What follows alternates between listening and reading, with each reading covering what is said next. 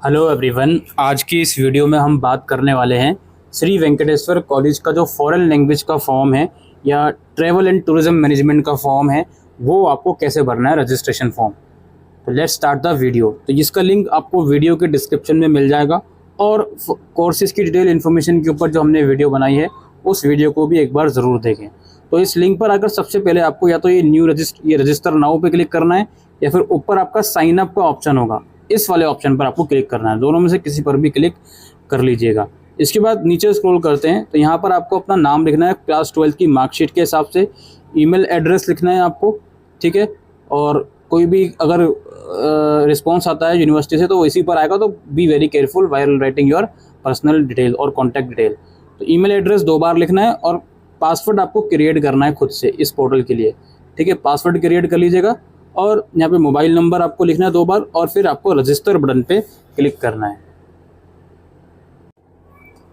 जैसे ही आप रजिस्ट्रेशन करोगे दोस्तों तो एक इस तरह का पॉपअप शो होगा कि भाई रजिस्ट्रेशन का प्रोसेस सक्सेसफुल हो गया है आपका। ईमेल वगैरह चेक कर लेना आप एक बार स्पैम फोल्डर में भी अपने लॉगिन क्रेडेंशियल के लिए।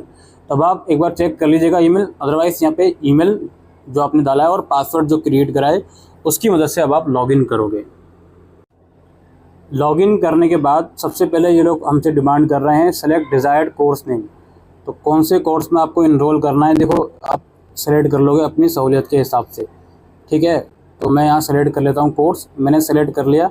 अच्छा, you may select multiple course, once you select the course there will be no change और मॉडिफिकेशन। ओके, आप मल्टीपल कोर्स सेलेक्ट कर सकते हो और एक बार आपने सेव कर लिया तो उसके बाद चेंज नहीं कर सकते। जैसे यहाँ पर मल्टीपल कोर्स कैसे सेलेक्ट होंगे, एक कोर्स मैंने सेलेक्ट कर लिया तो यहाँ पर शो हो गया वो, शायद दूसरा भी इस पर मैं क्लिक करूँगा। फॉर एग्जांपल मैंने टूरिज़्म वाला भी सिलेक्ट कर लिया तो देखिए दोनों सेलेक्ट हो गए। तो मल्टीपल कोर्स में आप अप्लाई कर सकते हो इस कॉलेज में, लेकिन एडमिशन केवल एक ही कोर्स में लोगे। तो चलिए मैंने 2 कोर्स सेलेक्ट कर लिए, उसके बाद मैं सेव सेलेक्टेड कोर्स पर क्लिक करता हूँ। इसके बाद मेरा जो अगला स्टेप है क्या है भाई, है applicant course selection done, please add your personal detail, academic detail and upload picture, signature and certificates. Okay, मेरे को अपनी पर्सनल डिटेल यहाँ प्रोवाइड करनी है, father name, mother name, category, ठीक है। कैटेगरी याद रखिएगा। सर्टिफिकेट अगर आपका बना हुआ नहीं है तो उसका अभी फ़िलहाल एक्नॉलेजमेंट स्लिप भी लगा सकती हो, लेकिन वेरिफिकेशन के टाइम पर ओरिजिनल डॉक्यूमेंट चाहिए होगा। डेट ऑफ बर्थ याद रखिए। सर्टिफिकेट अगर किसी कैटेगरी से आप बिलोंग करते हो तो उसमें आपका नाम, पेरेंट्स का नाम बिल्कुल सेम होना चाहिए जो आपकी 10th 12th की मार्कशीट में है। डेट ऑफ बर्थ सेलेक्ट करोगे, इसके बाद नीचे एकेडमिक डिटेल्स हैं। Class 10th subject, enter each subject name separate by comma, मतलब कॉमा लगा के जितने भी 10th क्लास में सब्जेक्ट्स थे वो आप लिख दो। मैक्सिमम मार्क्स क्लास 10th में कितने थे, क्योंकि यहाँ पे सारे सब्जेक्ट्स वो लोग बोल रहे हैं लिखने के लिए, तो कोई भी एडिशनल वगैरह का चक्कर नहीं है। सारे सब्जेक्ट के मैक्सिमम मार्क्स कितने थे, अगर 6 सब्जेक्ट है तो टोटल 600 होगा, वो लिख दोगे। और 10 मार्क्स कितने थे वो लिख दोगे। परसेंटेज ये शायद खुद ही कैलकुलेट कर लेगा, नहीं करता तो आप परसेंटेज यहाँ पे लिख दीजिएगा। Class 12 enter each subject again, class 12 के सारे सब्जेक्ट आप यहाँ लिखोगे। मैक्सिमम मार्क्स क्लास 12 के कितने हैं और ऑब्टेन मार्क्स कितने हैं, परसेंटेज ये अपने आप ही कैलकुलेट कर लेगा। ग्रेजुएशन स्टेटस क्या है आपका, if not applicable select not applicable and leave the below graduation detail blank. If result is awaited follow only graduation in which course mention name, leave the maximum marks obtain or percentage blank. If result pass enter, यानी कि basically अगर देखो graduation करा ही नहीं है तो इस पर सेलेक्ट करो, यहाँ पर नॉट एप्लीकेबल होगा वो सेलेक्ट कर लो, ठीक है। और अगर ग्रेजुएशन करा है, फाइनल ईयर के एग्जाम दिए हैं, तो रिजल्ट अवेटेड वाले सेक्शन पे क्लिक करो, सिर्फ ग्रेजुएशन किस कोर्स में क्या है वो लिखो, मार्क्स वगैरह लिखने की ज़रूरत नहीं है, आगे आगे प्रोसीड कर सकती हो। ये लोग बता रहे हैं ये बात। और क्या कह रहे हैं जी, अगर रिजल्ट आ गया है, पास हो गया हो, तो ऑब्वियसली मार्क्स वगैरह आप लिखोगे अपनी, ठीक है। और फिर यहाँ पे हाईएस्ट क्वालिफिकेशन पूछेगा, अभी आपकी हाईएस्ट क्वालिफिकेशन क्या है। ग्रेजुएशन अगर कर लिया तो ग्रेजुएशन फाइनल ईयर में तो वो आप लिख दोगे, अगर नहीं है तो क्लास 12th ही है तो आप अपने हिसाब से सेलेक्ट कर लोगे, ठीक है। अदर्स पे कर लोगे अगर इनमें ड्रॉप डाउन में ऑप्शन नहीं है तो, ठीक है। क्लास 12 का ऑप्शन मुझे नज़र इसमें आ नहीं रहा, हो सकता है हो, तो आप अपने हिसाब से इसको देख लीजिएगा। जो भी आपकी हाईएस्ट क्वालिफिकेशन कंप्लीट है वो आप यहाँ पर लिखोगे। देन उसके बाद कम्युनिकेशन एड्रेस में फादर्स का मोबाइल नंबर, मदर्स का मोबाइल नंबर और आप अपना हाउस एड्रेस यहाँ लिखोगे। अगर परमानेंट और कम्युनिकेशन एड्रेस अलग अलग है तो अलग अलग लिख दीजिएगा, सेम है तो सेम लिख दीजिएगा। डोमिसाइल कहाँ रहते हो वो सेलेक्ट करोगे, कंट्री अपनी सेलेक्ट करोगे।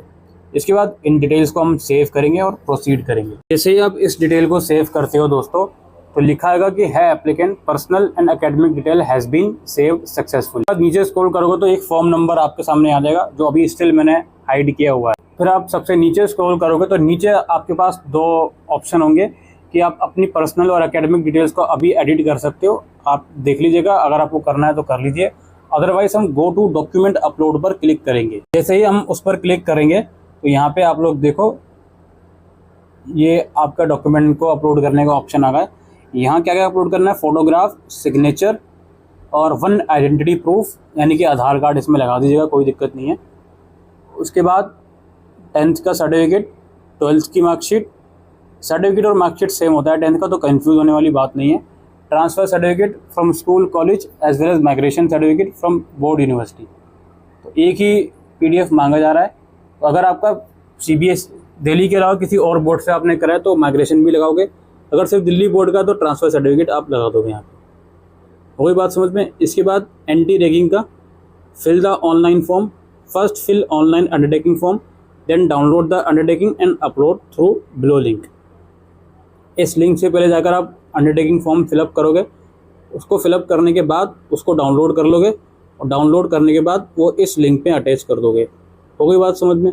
इसके बाद अदर फाइल्स में अगर आपका SC/ST का, क्योंकि मैं जनरल करके आया हूँ तो मुझसे ये लोग मांग तो रहे हैं बट रेड मार्क नहीं है, तो इसको अपलोड करना मैंडेटरी नहीं है। इनकम सर्टिफिकेट SC/ST वालों को लगाना है, और ये सब डॉक्यूमेंट OBC EWS ये सब मुझे करने की ज़रूरत नहीं है। और इसके बाद मैं ये सब करके आगे पेमेंट के लिए चला जाऊँगा। सारे डॉक्यूमेंट जो रिक्वायर्ड होंगे वो आप अपलोड कर दोगे, तो यहाँ पर नीचे फिर आपका रजिस्ट्रेशन फ़ीस का ऑप्शन आ जाएगा। याद रखिए, डॉक्यूमेंट सारे अपलोड करने के बाद ही ये ऑप्शन विजिबल होगा। तो आप इस वाले ऑप्शन पे क्लिक करोगे और रजिस्ट्रेशन फ़ीस जो भी होगी, जितने भी कोर्स आपने ऐड करे होंगे उसके हिसाब से दिखा देगा आपको। जैसे यहाँ पे आप देखो, you had applied for 2 courses, your total payment is कितने, 400 रुपये।